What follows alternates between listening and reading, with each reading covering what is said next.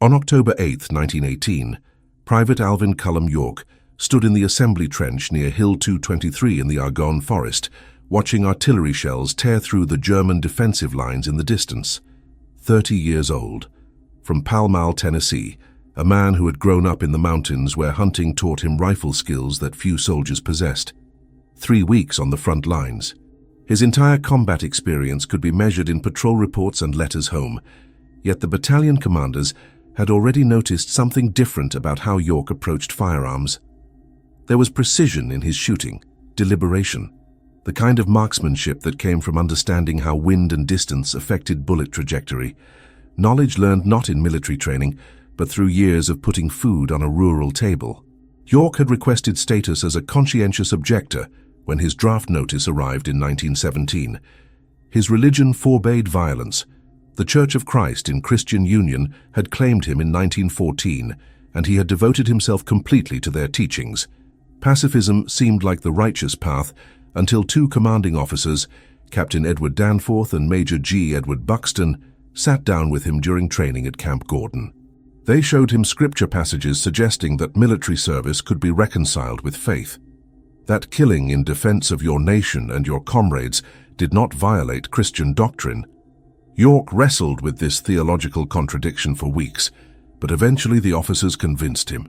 His draft classification changed from conscientious objector to combatant. By June 1918, he boarded a transport ship for France. Conflicted, uncertain, telling himself that obedience to the army was obedience to the Lord. The Meuse-Argonne offensive had consumed nearly a week of constant fighting by the time York arrived at the front. The largest American military operation of the war. Nearly 1.2 million soldiers under the command of General John J. Pershing, arranged against German positions that had been fortified for years. American forces pushed against defenses that seemed almost supernatural in their strength. Trenches stretched across hillsides, with interlocking fields of fire designed to turn any assault into slaughter. Machine guns positioned on ridgelines covered every approach with overlapping arcs of fire. Artillery batteries, hidden in reverse slopes, pounded anything that moved across open terrain. The 82nd Infantry Division, York's unit, had advanced less than 2 miles against these positions in 6 days of continuous fighting. 6 days that felt like 6 weeks. Casualty rates climbed daily. Entire squads disappeared into no man's land and never returned. Stretcher bearers moved constantly between the aid station and the front, collecting bodies and fragments of what remained. York had seen men he trained with at Camp Gordon go over the parapet and never return. He had carried wounded soldiers to the rear, their blood soaking through his uniform, their screams mixing with the constant artillery barrage. The mathematics were brutal. At this rate, the division would suffer 10,000 casualties before capturing the railroad that the generals considered strategically vital. Colonel Buford Booth commanded the 328th Infantry Regiment, York's parent unit. Booth had received orders that morning to continue the assault regardless of losses. The objective was the Dickerville Railroad, a narrow-gauge track the Germans used to move supplies and ammunition down into the Argonne. Capturing it would disrupt their logistics and force a withdrawal. But the railroad sat in a valley surrounded by higher ground. German machine gunners dominated every approach. The valley itself was a funnel that funneled any attacking force into concentrated crossfire. Direct assault through that valley would result in slaughter, on a scale that even the generals found troubling. Booth considered alternatives, flanking maneuvers, additional artillery preparation, anything to reduce casualties. Then his staff discovered something on the map. A gap in the German line northwest of the current positions, a narrow passage between defensive positions where the terrain and vegetation masked any approach. It was not on most German maps, overlooked in the original defensive planning. It would require a small patrol to infiltrate through that gap, work their way behind the German line, and assault the machine gun positions from the rear.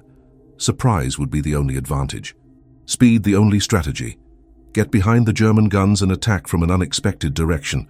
Booth selected 16 men for the patrol, volunteers officially, though in the army, volunteers meant soldiers who happened to be standing nearby when officers asked for names. Sergeant Bernard Early commanded the small unit.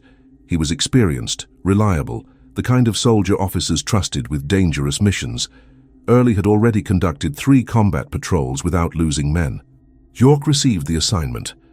Acting corporal, though his rank had not been officially changed in the paperwork, still a private in pay grade, but carrying greater responsibility, still conflicted about whether killing was righteous. Early gathered the men near the battalion command post around 0500 that morning. He spread a captured German map on the ground, pointed out the gap in the defensive line, explained the route through the forest with small details. The objective was simple in concept, lethal in execution. Infiltrate through the gap without being detected. Move north through thick woods for approximately 2 miles. Work around the German defensive perimeter. Attack the machine gun positions from behind. Silence the guns. Enable the main force to attack through the valley. Enable the capture of the railroad. Simple plans, York had learned in 3 weeks at the front, became complicated the moment gunfire started. The 16 men moved out in single file. Dense undergrowth provided concealment, but slowed their movement significantly. Every man carried standard combat load, rifle, extra ammunition, entrenching tool, gas mask, because the Germans occasionally used chemical weapons. They moved without speaking, hand signals only. The forest was cold and damp on that October morning, with mist rising from the ravines. The morning sky was just beginning to lighten through the canopy above. York kept his rifle ready, knowing that German patrols moved these woods regularly, knowing that early contact before reaching the objective would mean complete disaster for the entire mission. They advanced for nearly 2 hours without encountering any resistance. The gap in the line proved real. The forest did effectively mask their approach.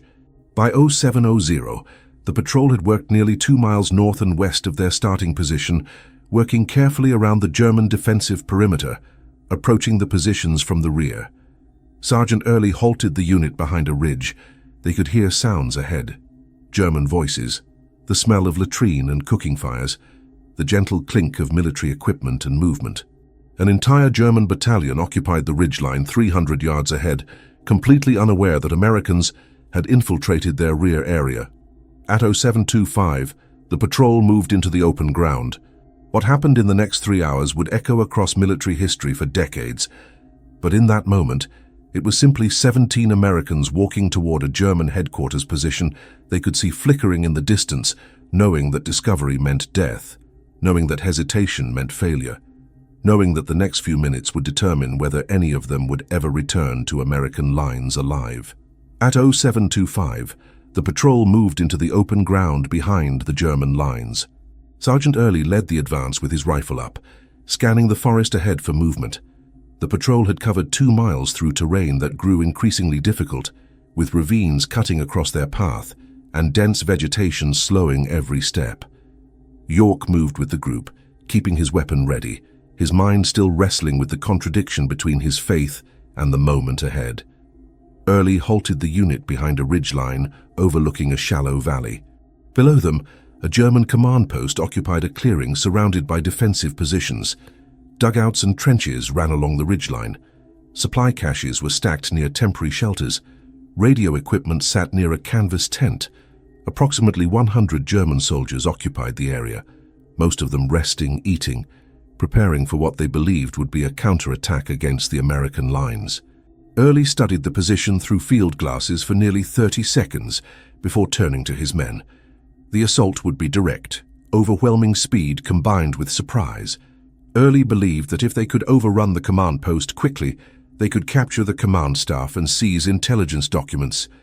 Once that position fell, they could work systematically toward the machine gun positions that had stopped the division's main assault. It was the kind of plan that succeeded only if nothing went wrong. York understood this. Every man in the patrol understood this. Plans dissolved the moment first contact occurred. Early divided the patrol into 2 groups. 8 men would assault the command post directly. The remaining 7, including York, would move to the right flank and cover the assault from elevated positions. The objective was to suppress any counterfire while Early's team overran the position. Simple, clean. Impossible to execute perfectly under fire. At 0803, Early signaled the advance. The men moved down the slope at a careful pace, rifles held ready, fingers positioned along the trigger guards. No one fired. No one shouted. Silence was their greatest advantage. The Germans below continued their activities, unaware of the danger approaching from behind their line. The 8 soldiers under Early reached the command post at 0807. They entered the tent structure moving swiftly, rifles up, shouting in English and broken German for the soldiers to surrender. York and the flank group watched from their elevated positions as chaos erupted below. German soldiers scrambled for weapons. Some threw their hands up. Others ran toward the trenches. The Americans fired controlled shots, targeting the soldiers moving toward defensive positions, leaving the surrendering Germans alive. Within seconds, the command post was overrun. Early's men had captured the immediate area and secured an estimated 40 to 50 German prisoners. Early signaled York's group to move down from their positions and join the main force in consolidating the captured area. York descended the slope with the others, staying alert for any counterattack. German soldiers had begun firing from the ridgeline to the south, but the volume was light, sporadic. The Americans who had been holding the command post returned fire, keeping the German shooters suppressed. York reached the command post clearing at 0812, moving toward where Early was directing soldiers to secure prisoners. Early looked exhausted already. His uniform was torn at the shoulder where shrapnel had caught the fabric. Blood stained his sleeve, but he seemed unaware of it.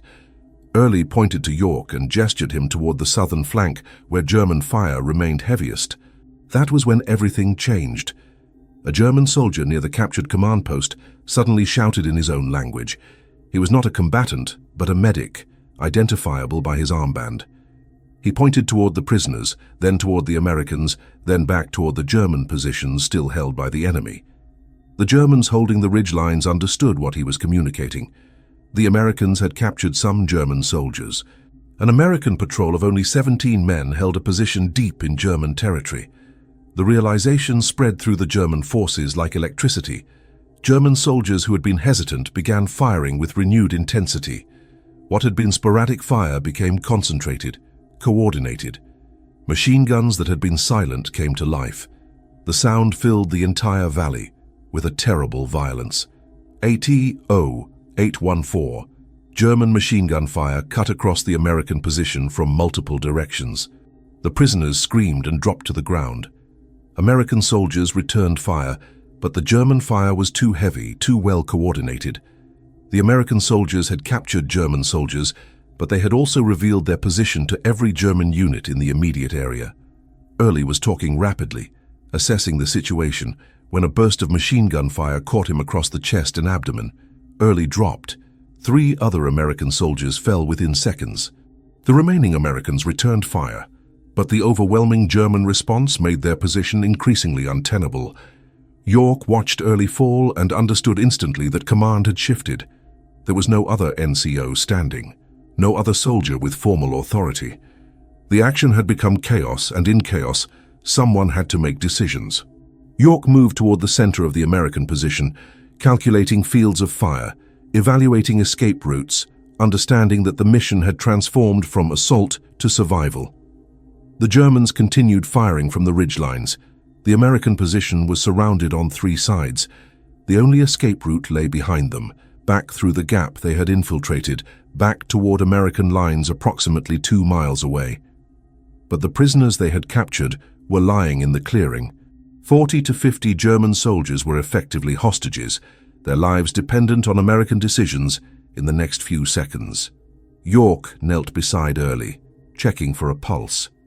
Early was still breathing but unconscious from blood loss. York removed Early's weapon and ammunition, turned to the remaining American soldiers, and made a decision that would echo through military history for the rest of the century. At 0814, German machine gun fire cut across the American position from multiple directions. The prisoners screamed and dropped to the ground, seeking cover. American soldiers returned fire, but the German fire was too heavy, too well coordinated from fortified positions above them. Sergeant Early was struck across the chest and abdomen by concentrated machine gun bursts. He dropped into the mud.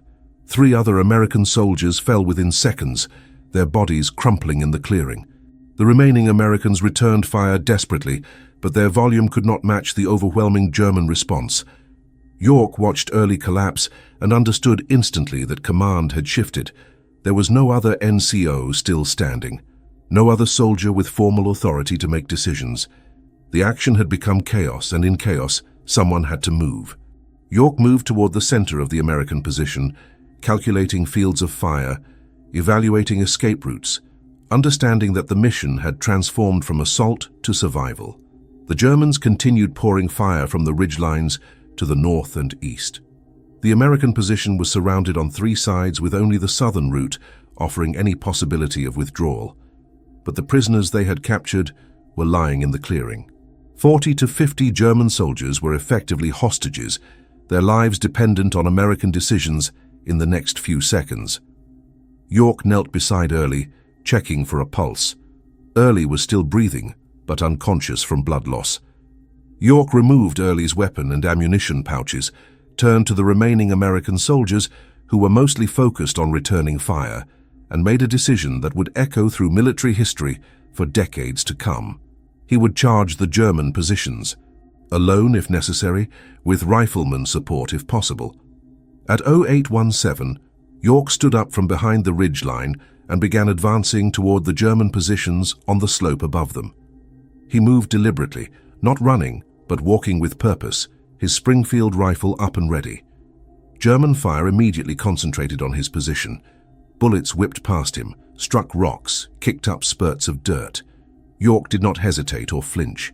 He had hunted elk in Tennessee mountains, where a single shot was all you got before the animal vanished into forest.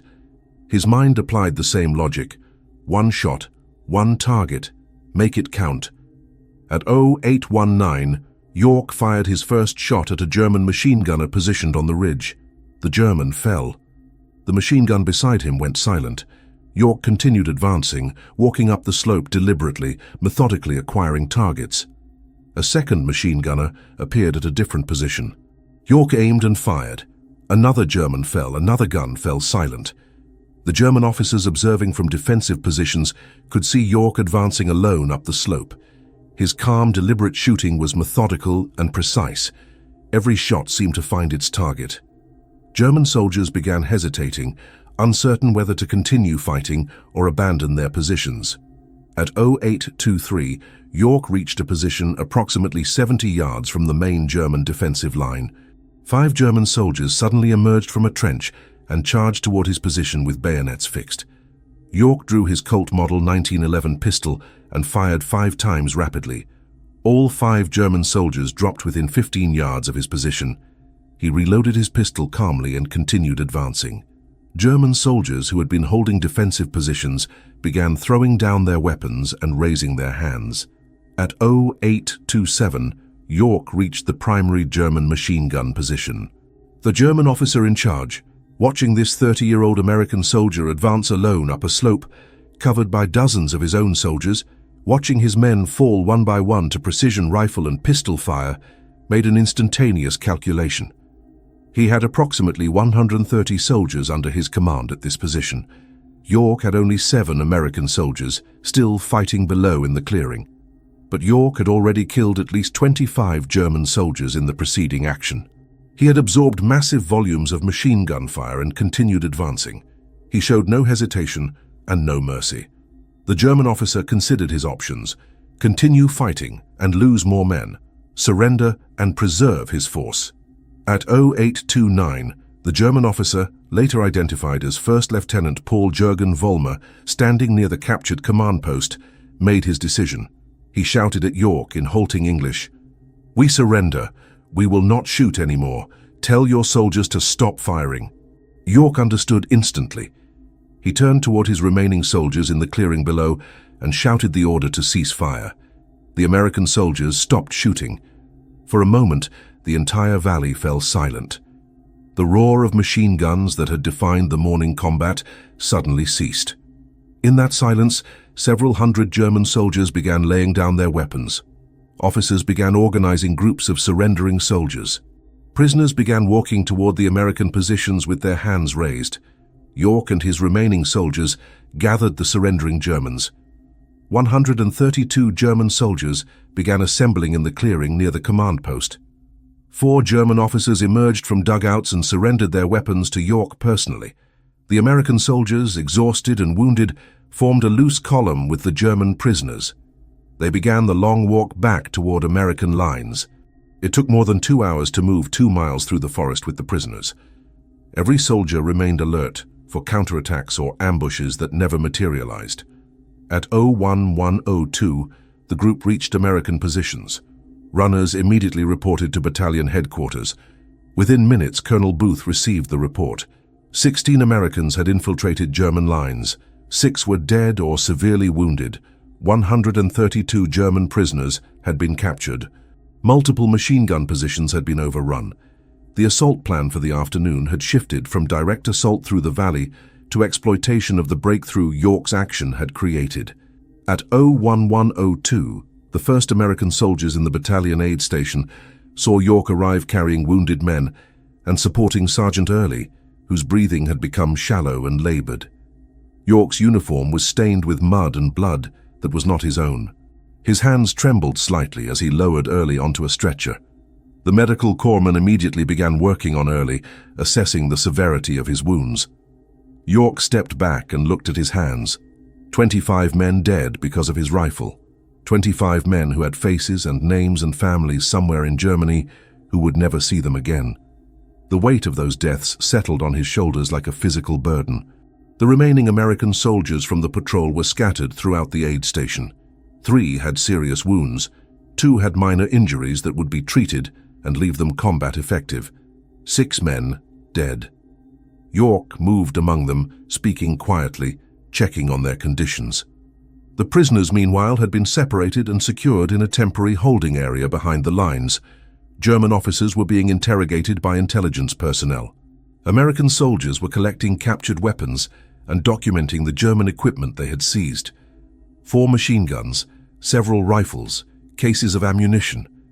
The material evidence of what had transpired on that hillside was being catalogued and reported up the chain of command. By 0200, Colonel Buford Booth received the full report.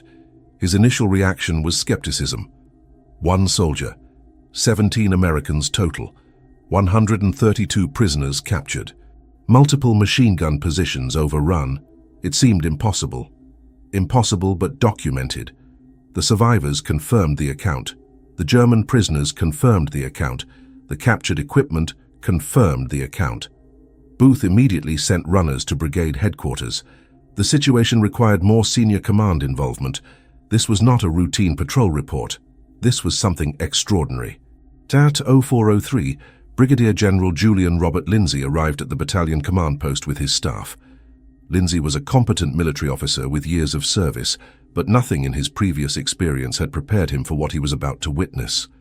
Booth briefed him on the patrol results.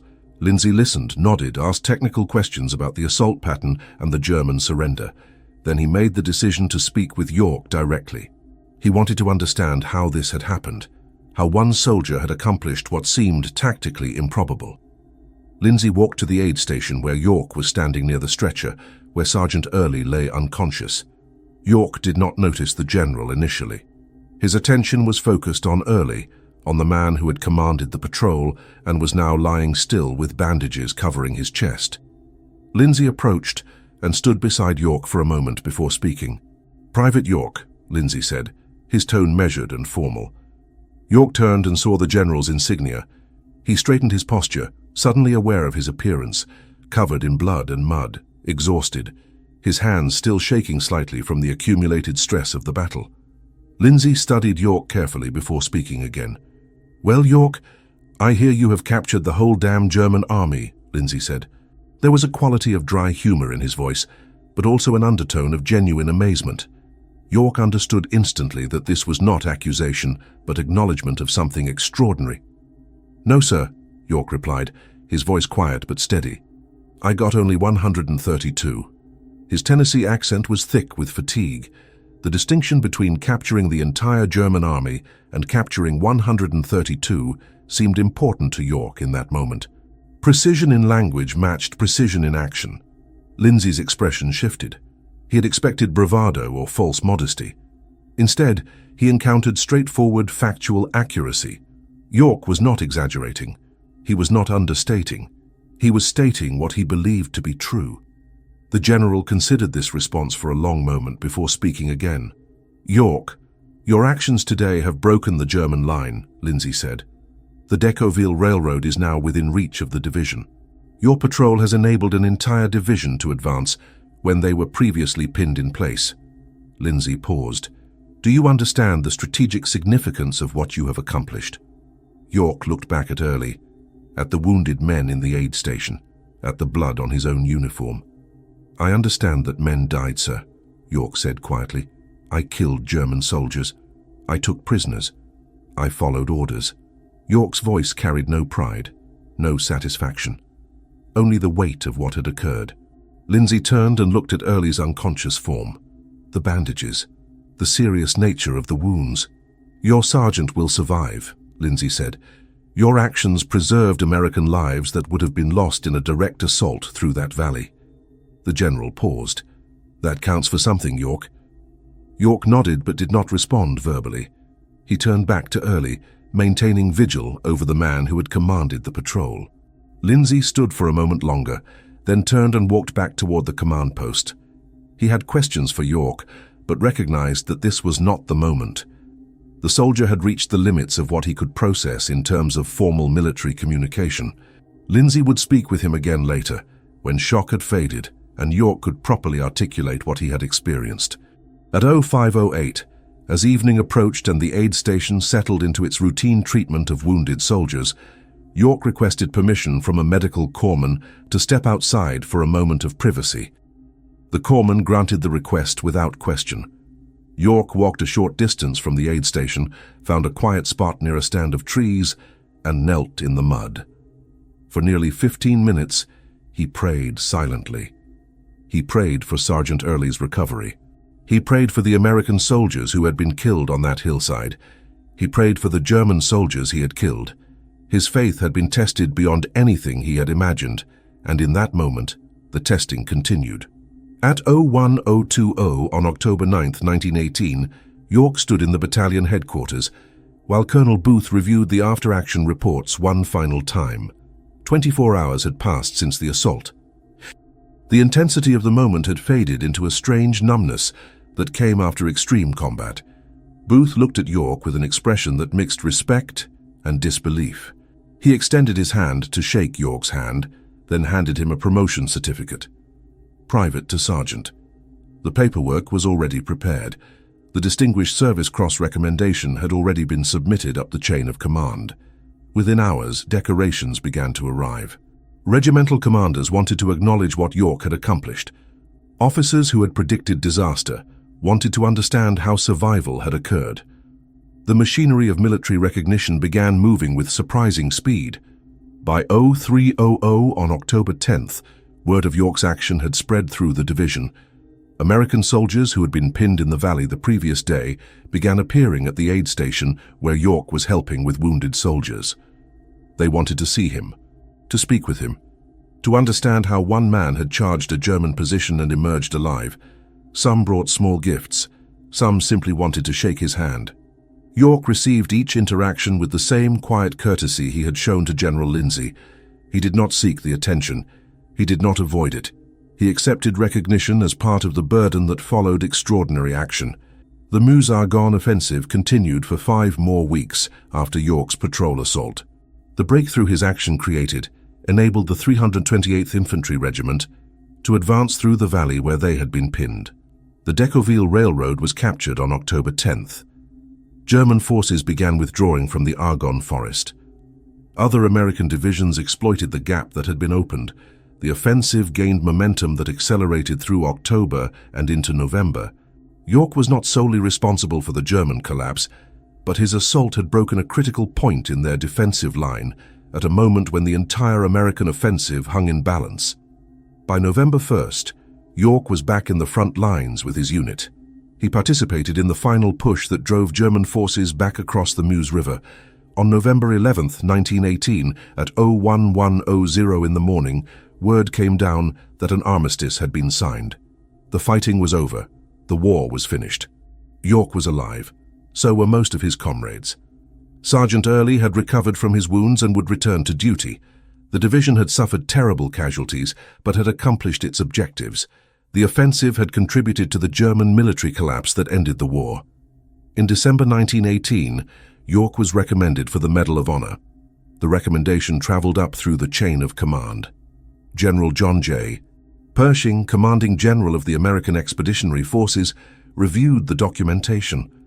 York had been promoted to sergeant immediately after his action. He had received the Distinguished Service Cross. Additional investigation was conducted to verify every detail. Officers interviewed him multiple times. German prisoners were questioned. American survivors confirmed the account. Every element was documented and verified. On April 18, 1919, more than 6 months after his action, General Pershing personally presented York with the Medal of Honor. The delay had occurred because the investigation required absolute certainty that the circumstances warranted the nation's highest military decoration. France awarded York the Croix de Guerre for his actions. The French government recognized him as a hero who had contributed to the liberation of French territory. Italy awarded him the Croce al Merito di Guerra. Montenegro decorated him with the War Medal. Nearly 50 decorations accumulated over the following months as Allied nations recognized his extraordinary courage. York became not just an American hero, but an international symbol of individual heroism and sacrifice. In May 1919, York returned to the United States. A newspaper article published on April 26 in the Saturday Evening Post by correspondent George Patullo had made York a national celebrity overnight. The article detailed every aspect of the battle. York's explanation that a higher power had guided him meshed perfectly with American sentiment about the war being a holy crusade. York was received with ticker-tape parades in major cities. Tennessee prepared a massive celebration for his homecoming. Business offers flooded in from people eager to capitalize on his celebrity status. Movie studios expressed interest in producing a film about his life. Military academies wanted to study his tactical decisions. York had become a legend while he was still living. A group of Tennessee businessmen purchased a farm for York, his new bride, and the family that would follow. York returned to civilian life but never entirely escaped the weight of what he had accomplished. In 1941, more than 20 years later, a film titled Sergeant York was released. Gary Cooper portrayed York on screen. The film became that year's highest-grossing picture in America. Cooper won the Academy Award for Best Actor for his portrayal. The film was credited with enhancing American morale as the nation mobilized for World War II. York's story had become embedded in American military culture and national identity. If this story moved you the way it moved us, do me a favor, hit that like button. Every like tells the algorithm to show this forgotten history to more people.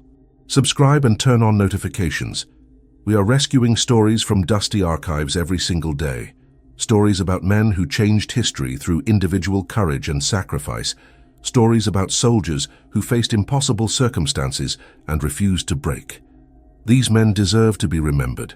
They deserve to have their names spoken aloud. Drop a comment right now and tell us where you are watching from. Are you watching from Tennessee, where York was born? From France, where he fought? From anywhere across the world? Our community stretches across entire nations and continents. You are not just a viewer. You are part of keeping these memories alive. Tell us your location. Tell us if someone in your family served. Just let us know you are here. Thank you for watching, and thank you for making sure Sergeant Alvin Cullum York does not disappear into silence. This man deserves to be remembered, and you are helping make that happen.